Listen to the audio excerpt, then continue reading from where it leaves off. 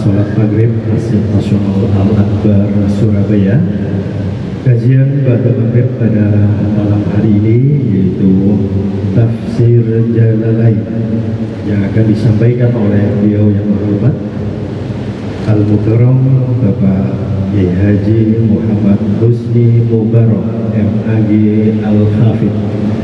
Pokok kepada jamaah yang tidak ada udzur kami persilakan untuk mengikuti dan merapat di ruang utama Masjid Nasional Al-Akbar Surabaya. Assalamualaikum warahmatullahi wabarakatuh.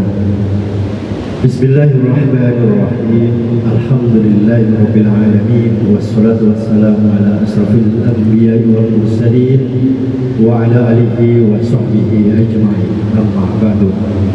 Hadirin hadirat para jamaah, para pendengar radio Mas Media FM, para pemirsa Al-Akbar TV dan TV digital Madu TV dimanapun berada. Syukur alhamdulillah pada malam hari ini Selasa tanggal 2 Juli 2024. Marilah kita panjatkan puji syukur kehadirat Allah Subhanahu wa taala yang pada telah melimpahkan rahmat, taufik, hidayah serta hidayahnya sehingga atas rahmat dan nikmat yang telah diberikan kepada kita bersama kita bisa hadir di ruang utama Masjid Nasional Al-Akbar Surabaya guna mengikuti kajian pada maghrib yaitu Tafsir Jalalain, yakni tafsir Quran surah Al-Asr ayat 1 sampai dengan ayat 2 tentang agar hidup menjadi berkah yang akan disampaikan oleh beliau yang terhormat Kiai Haji Muhammad Husni Mubarak MAG Al-Hafidh. Kepada beliau kami persilahkan.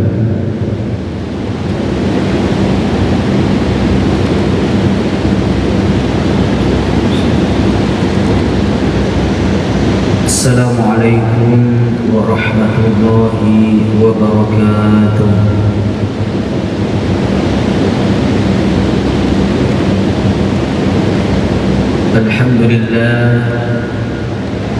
Alhamdulillahilladzi an'ama 'alaina bi ni'matil iman wal islam wa ja'alana min ummati habibina wa syafi'ina wa nuri qulubina Muhammadin. Allahumma salli ala sayyidina Muhammadin wa ala alihi wa sahbihi wa barik wa sallim ajma'in. Rabbi shrah li sadri wa yassir li amri wahlul 'uqdatam min lisani yafqahu qawli. Allahumma arhamna bil Qur'an waj'alhu lana imaman wa nuran wa hudan wa rahmah. Allahumma dhakkirna minhu ma nasina wa 'allimna minhu ma jahilna warzuqna tilawatahu ana al-layli wa atraf an-nahar waj'alhu lana hujjatan ya rabbal alamin amin. Amma ba'du, ashabul fudala wal muhtaramin yang sangat-sangat saya muliakan, segenap jamaah salat maghrib Masjid Nasional Al-Akbar, wabil khusus yang saat ini masih bertahan di masjid ini, baik yang mengikuti kajian tadabbur Al-Quran kitab Tafsirul Jalalain di majelis ini, atau yang menyaksikan lewat layar, atau mungkin yang i'tikaf, yarhamukumullah. Juga yang sangat saya muliakan para pemirsa dimanapun berada, terutama yang menyaksikan kajian pada malam hari ini melalui virtual baik melalui Al-Akbar TV, Madu TV, Mas Media ataupun channel-channel lainnya. Mengawali kajian pada malam hari ini seperti biasa, marilah kita haturkan puja dan puji syukur kepada Allah Subhanahu wa taala. Biqaulil hamdulillahi rabbil alamin, karena atas aneka nikmat yang Allah berikan kepada kita, sehingga di kesempatan yang berbahagia ini kita kembali dikumpulkan di Masjid Nasional Al-Akbar yang kita banggakan ini. Kita berdoa, hadirin hadirat rahimakumullah, semoga apa yang kita kerjakan pada malam hari ini, salat kita, majelis kita, zikir kita, ataupun ibadah yang kita lakukan diterima oleh Allah Subhanahu wa taala. Juga mengharap keberkahan daripada majelis ini, marilah kita sama-sama berdoa mendoakan diri kita, kedua orang tua kita, suami atau istri atau anak-anak kita, saudara-saudara kita, guru-guru kita, semua orang yang kita kenal dan kita cintai. Semoga diterima amal kebaikannya oleh Allah, diampuni seluruh dosa kita oleh Allah. Bagi kita yang sakit, semoga disembuhkan oleh Allah. Semoga rezeki kita diluaskan oleh Allah. Yang belum ketemu jodohnya, semoga ditemukan oleh Allah Subhanahu wa taala. Amin amin Allahumma amin. Bapak Ibu yang dimuliakan oleh Allah, sebagaimana tadi disampaikan, tema kajian pada malam hari ini adalah agar hidup lebih berkah, yang mana tema ini saya angkat daripada surat Al-Asr yang penafsirannya akan kita kaji dan kita renungi bersama-sama malam hari ini. A'udzu billahi minasyaitonir rajim. Bismillahirrahmanirrahim. Wal 'ashr innal insana lafi khusr illa alladhina amanu wa 'amilus solihati wa tawassaw bil haqqi wa tawassaw bis sabr. Ayat ini ayat yang sangat familiar Bapak Ibu sekalian. Ayat yang mungkin paling sering kita baca selain Al-Fatihah. Karena kalau sholat biasa yang dibaca apa setelah Al-Fatihah? Nek boten Al-Asr, Al-Kautsar, Kulhu, Kulhu wailih terasnya.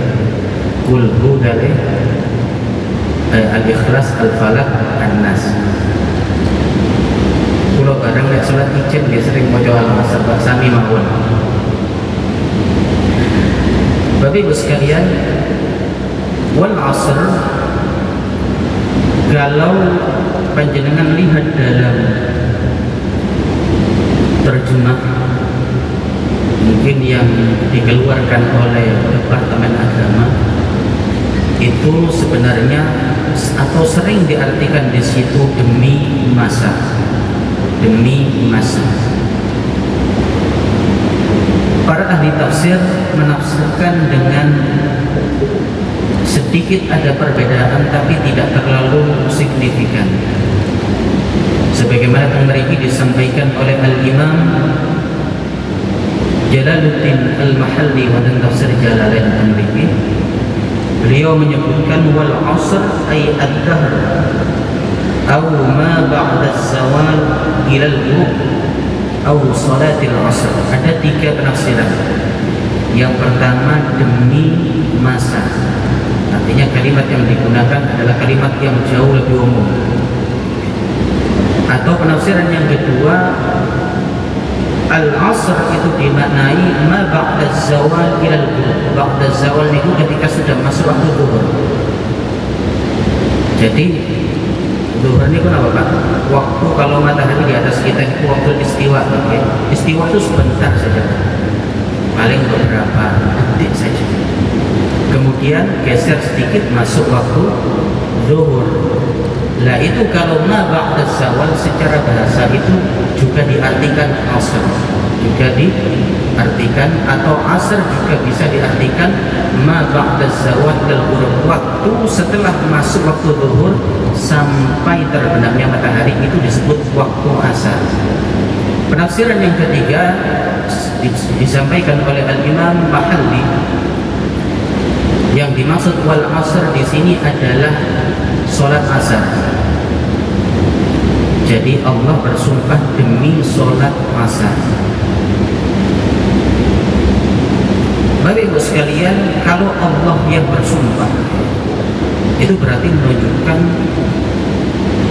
apa atau sesuatu yang Allah gunakan untuk bersumpah itu berarti sesuatu yang sangat penting. Dalam Al-Quranul Karim, Allah Subhanahu wa Ta'ala sering bersumpah dengan menggunakan nama waktu. Wal lail, terus nama malaikat wal fajr, itu waktu semua. Kenapa kemudian Allah Subhanahu wa Ta'ala bersumpah dengan menggunakan waktu-waktu yang banyak itu? Kalau dalam konteks ayat yang kita bahas tadi adalah waktu asar atau waktu ba'dal ghurub, setelah masuk waktu zuhur sampai kepada waktu maghrib, atau demi masa secara umum. Karena dalam Islam waktu itu sesuatu yang sangat penting. Bapak Ibu sekalian, nek duit jenengan kailangan duit iso tolek maneh. Ngene mboten, Pak? Jenengan kehilangan dompet bisa cari lagi, atau panjenengan kehilangan mobil sekalipun bisa beli lagi, bisa cari uang lagi. Atau bojo, kehilangan bojo bisa rabi maneng. Guyon Pak, untuk dipraktek dulu. Guyon. Tapi Pak, ada satu jenis nikmat Allah, ketika nikmat ini hilang maka tidak akan pernah bisa kembali. Apakah itu? Yakni nikmat waktu. Innal insana lafi khusr, sesungguhnya manusia apapun, siapapun, bangsa apapun, kulit warna apapun, suku manapun, nasab siapapun. Jadi kira-kira masalah nasab tak ya? Sepuluh buatan komentar salah. Seluruh manusia itu semuanya berada di dalam kerugian. Kalau orang berdagang itu rugi, lalu kemudian oleh Allah diistisna, dikecualikan, tapi ada orang yang tidak rugi. Siapakah itu? Yakni illal ladina amanu, kecuali orang yang beriman. Berarti orang yang tidak beriman, orang yang beriman adalah orang yang tidak rugi. Yang kedua adalah orang yang mengimplementasikan, yang mengamalkan keimanannya dengan amal soleh. Karena iman mawon tapi kemudian tidak amal geboten diterima, atau amal saja tanpa iman tidak ada gunanya. Yang ketiga yang tidak rugi atau berada di dalam keuntungan adalah orang yang sama-sama saling memberikan nasihat satu sama lain dalam kebaikan dan sama-sama saling memberikan nasihat untuk bersabar. Hadirin hadirat rahimakumullah, inti daripada ayat ini adalah berbicara tentang pentingnya waktu, yang mana waktu itu ketika kula panjenengan ingin selamat kehidupannya, baik itu di dunia maupun di akhirat, harus betul-betul memanfaatkan waktu. Dengan apa? Dengan beramal soleh, dengan beriman kepada Allah, beramal soleh dan berwasiat baik, atau sama-sama saling menasihati kebaikan antara kita dengan satu sama lain. Kula ingin mengembangkan kajian kita ini dengan menukil satu kisah. Kisah ini baru saya dengar beberapa hari lalu. Nanti mungkin output antara tafsir dan kisah ini bisa kita tarik pelajaran bersama. Di suatu tempat atau dari sumber yang saya baca, ini di Mesir, Semerap Mesir Pak ya? Semerap mereka Pak kenjeran mereka belok kanan di Mesir. Di Mesir Pak itu ada seorang yang bermimpi. Dalam mimpinya itu dia berjumpa dengan orang yang soleh. Tidak disebutkan dalam kisah tersebut apakah orang soleh itu seorang wali atau Nabi Muhammad SAW. Orang ini bermimpi berjumpa dengan orang yang soleh. Dalam mimpinya tersebut orang soleh itu berpesan, wahai fulan, aku minta kepadamu agar engkau mengajak tetanggamu itu untuk pergi umroh atau haji. Kemudian orang tadi bangun dari mimpinya. Setelah orang tadi bangun, kaget. Yang pertama, betulkah ini mimpi yang betul ataukah ini hanya sekedar bunga tidur? Masalahnya juga orang atau tetangga yang oleh orang soleh tadi diberikan wasiat agar tetangga ini diajak umroh itu orang yang ahli maksiat. Bahkan nek teng Indonesia mereka disebut Islam KTP. Yo, nek teng KTP nek Islam, tapi ditakoni tahu sholat gak tahu. Jangankan jamaah sholat gak tahu, maca Quran iso gak iso. Wis pokoknya Islam. Orang tadi bingung, betulkah mimpiku itu? Lalu kemudian dia konsultasi dengan salah satu gurunya. Gurunya tersebut kemudian memberikan nasihat, coba nanti malam engkau tidur lagi, kalau engkau bermimpi sampai 3 kali, berarti mimpimu itu berarti bukan bunga tidur. Artinya itu adalah mimpi yang benar. Lalu kemudian dijalani, dia tidur lagi hari kedua, mimpi lagi dengan mimpi yang sama. Dalam mimpi tersebut, orang soleh yang ada dalam mimpinya itu berwasiat kepada sang pemimpi tadi untuk mengajak tetangganya berangkat menunaikan ibadah umroh. Hari ketiga demikian, mimpi lagi. Setelah mimpi 3 kali, orang tadi kemudian betul-betul yakin bahwa mimpinya itu adalah mimpi yang benar. Lalu kemudian orang tadi berkunjung ke rumah tetangganya yang ahli maksiat dan tidak pernah sholat tadi. Orang tadi kemudian berkata, wahai Tuan, saya ingin mengajak Anda beribadah umrah bersama-sama. Loh, panjenengan mboten keliru ya. Saya ini sholat saja tidak bisa, wudu saja tidak bisa. Baca Quran mungkin bisanya Al-Fatihah. Kemudian sampean sekarang datang ke sini untuk mengajak saya umroh. Panjenengan mboten kelintu dah. Dijawab oleh orang tadi, tidak. Sesungguhnya aku ingin mengajak panjenengan umroh. Terkait jenengan tidak bisa sholat tidak masalah, saya ajari sholat, saya ajari wudu. Terkait panjenengan tidak bisa cara-caranya atau rukun atau ibadah umroh, teknis ibadah umroh akan saya ajari, saya ajarkan manasik umroh. Tidak hanya itu, biaya pendaftaran panjenengan, biaya panjenengan selama di sana dan uang saku akan saya tanggung. Senang Kak? Tetangganya tadi kemudian senang.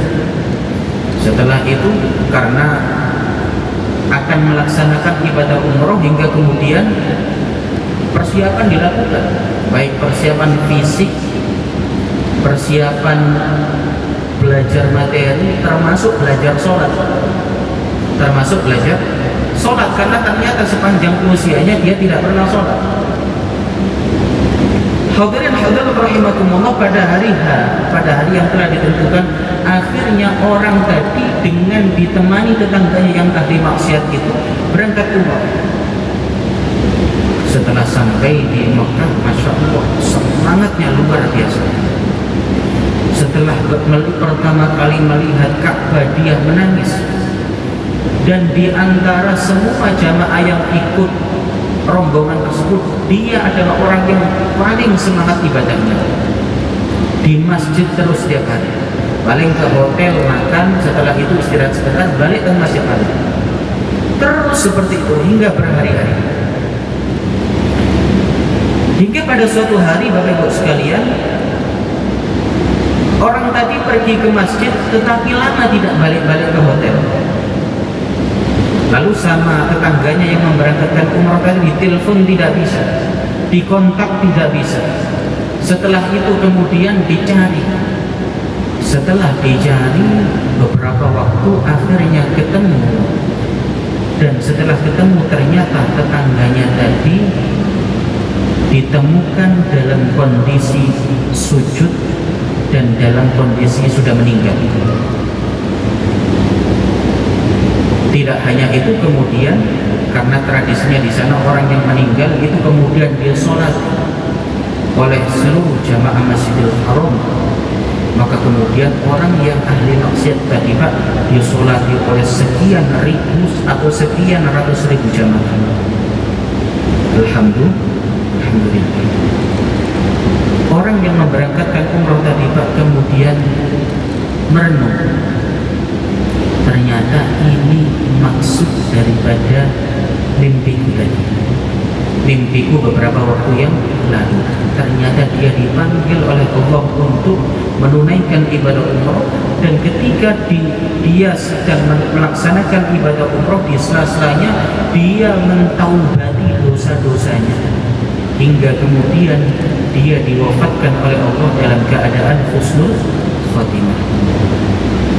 Sepulang daripada umrah, orang tadi yang mengajak umrah tadi kemudian berkunjung ke rumah istrinya, keluarganya. Setelah berkunjung ke rumah setelah berkunjung ke rumah istrinya, kemudian ditanya, suami Anda yang saya kenal selama ini tidak pernah beribadah, dia ahli maksiat, kenapa kok dia bisa diberikan oleh Allah kematian seindah itu? Apakah dia punya amalan tertentu yang saya atau kami tetangga-tetangganya tidak mengetahui? Dijawab oleh istrinya, wahai Tuhan, suami saya itu meskipun ahli maksiat, tetapi dia adalah orang yang hatinya tidak pernah iri, tidak pernah memusuhi siapapun. Dia adalah orang yang hatinya bersih. Tidak hanya itu, ketika dia bekerja, maka separuh daripada gajinya setiap kali dia gajian di awal bulan itu selalu disedekahkan kepada wanita-wanita tua yang miskin. Lalu kemudian ada seorang di antara wanita yang sering menerima sedekah dari suami saya itu sering mendoakan, ya Allah, anugerahkanlah kepada tuan ini yang bersedekah kepadaku ini derajat bisa mendapatkan husnul khotimah. Hadirin hadirat Bapak Ibu sekalian yang sangat saya muliakan, apa kemudian korelasi antara ayat tentang pentingnya waktu, tentang pentingnya amal soleh, tentang pentingnya iman, tentang pentingnya saling menasihati satu sama lain dalam kebaikan dengan kisah yang baru saja saya sampaikan? Ada 3 pelajaran yang bisa kita petik. Yang pertama adalah, kata para ulama, ista'iddu anfusakum khairu isti'dad bi liqa'illahi azza wa jalla. Persiapkanlah diri kalian, gunakanlah umur kalian dengan melakukan persiapan sebaik-baiknya untuk menghadap kepada Allah Subhanahu wa ta'ala. Kata Al-Imam Sufyan ibn Uyainah, seorang ulama besar sezaman dengan Al-Imam Muhammad bin Idris Asy-Syafi'i, beliau memberikan nasihat kepada kita semua. Apa kata beliau? Inna laka umran haqiqatu umrik idza ata'ta Allah fi fa amma ma 'asaita fi fala ta'uddahu laka umran. Hakikat umur kula panjenengan ini sebenarnya adalah umur yang di situ kita gunakan untuk taat kepada Allah. Jadi kalau mungkin panjenengan umurnya 50 tahun, umurnya 60 tahun, 70 tahun, apakah hakikat umur kita itu sepanjang itu? Tidak, kata beliau. Hakikat umur kita adalah umur yang itu kita gunakan untuk taat kepada Allah Subhanahu wa taala. Fa amma ma 'asaita fihi fala ta'uddahu laka umran. Sebaliknya, umur yang kalian gunakan untuk bermaksiat kepada Allah, maka jangan anggap itu umur kalian, kata Al-Imam Sufyan ibn Uyainah.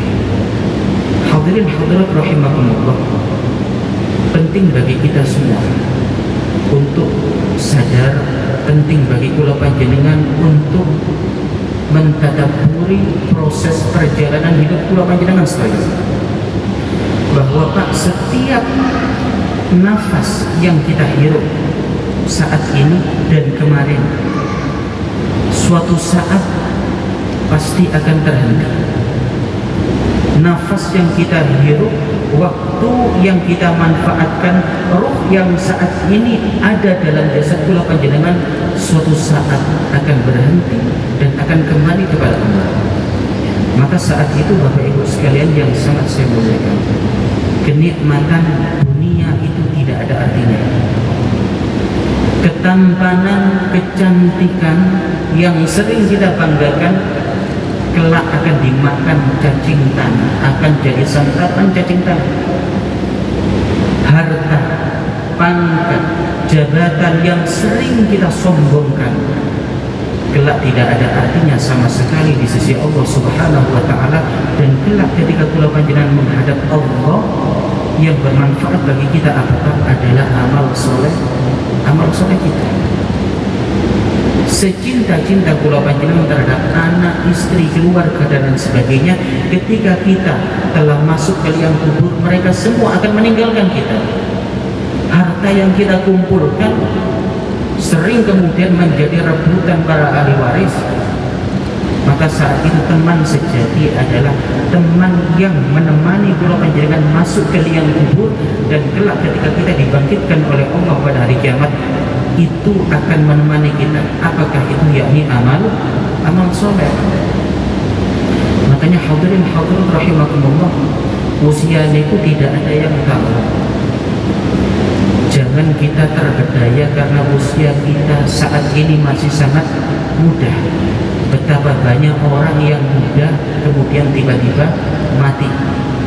Betapa banyak orang yang sehat kemudian meninggal. Sebaliknya mungkin kula panjenengan ada yang sudah usia tua, sudah berusia uzur, mari kita gunakan untuk sama-sama mempersiapkan diri kita menghadap Allah dengan persiapan yang sebaik-baiknya. Pelajaran yang kedua, hadirin hadirat rahimakumullah, dari ayat yang kita kaji pada malam hari ini adalah pentingnya bagi kita untuk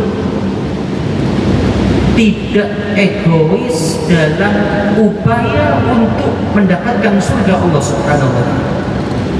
Jangan memikirkan diri kita sendiri, Pak.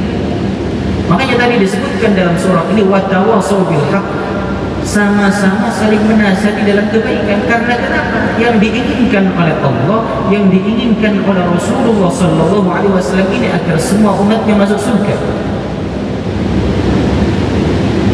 Ustaz, saya tidak bisa berbuat baik terhadap orang ini karena orang ini menzalimi saya, Ustaz.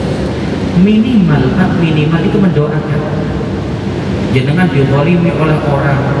Nek kula panjenengan kan biasanya nek dilarani orang, biasanya kan ngeten kata-katanya Pak. Hati-hatiin kon. Engkau kono akhirat tak tuntut koyok panitia kiamat kula niki Pak. Sering kita seperti itu. Makanya kata ada seorang ulama sufi yang kemudian mengatakan, aku malu ketika nanti pada hari kiamat, ketika saat itu Rasulullah Muhammad SAW berusaha untuk menyelamatkan umatnya seluruhnya. Di saat itu kemudian aku berusaha untuk memasukkan salah satu umat Nabi Muhammad SAW ke neraka karena sebab meminta keadilan. Aku malu disebab seperti itu. Maka Pak, prinsip kehidupan niku sebenarnya simpel.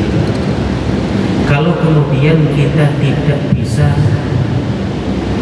berbuat baik kepada orang lain, jangan kita berbuat mudarat kepada orang lain. Kalau kita tidak bisa meringankan beban orang lain, jangan memberatkan beban orang lain.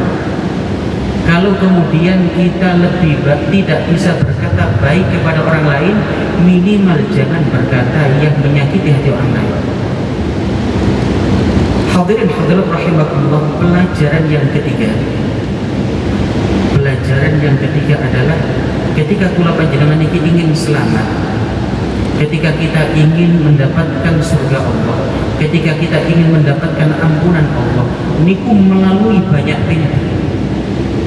Jangan pilih-pilih pintu. Lakukan apapun yang diperintahkan oleh Allah, amal apapun semampu kita. Sebab nopo mungkin kula panjenengan niki masuk melalui satu pintu Allah, tetapi kemudian kita tidak diterima di satu pintu itu.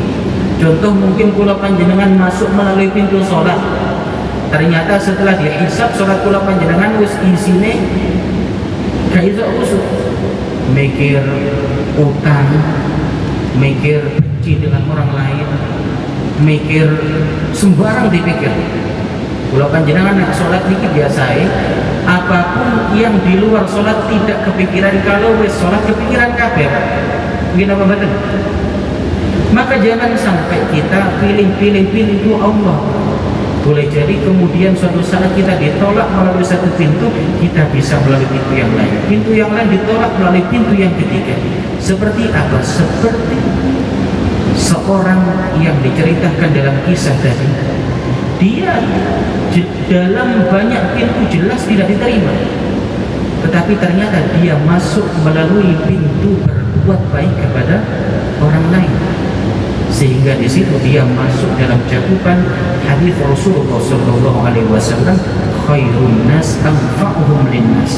Melalui pintu kebaikan kepada orang lain itulah kemudian orang tadi mendapatkan husnul khatimah. Amin, amin, Allahumma amin. Kita berdoa kepada Allah Bapak Ibu sekalian, semoga kula panjenengan kita semua, keluarga kita dianugerahi oleh Allah istiqomah dalam kebaikan dan kelak kula panjenengan mendapatkan husnul khatimah. Amin, amin, Allahumma amin.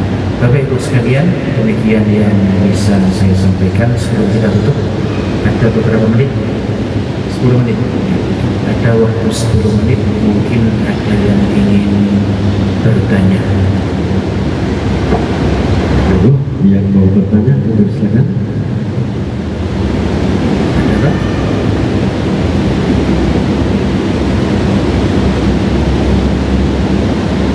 Cekap ya, tidak ada. Baik Bapak Ibu sekalian, mari kita tutup kajian pada malam hari ini dengan untayan doa. Semoga apa yang kita kaji pada malam hari ini menjadi sebab hidayah bagi kula lan panjenengan. Semoga kita dimudahkan oleh Allah untuk bisa memahami Al-Quran dengan baik dan benar.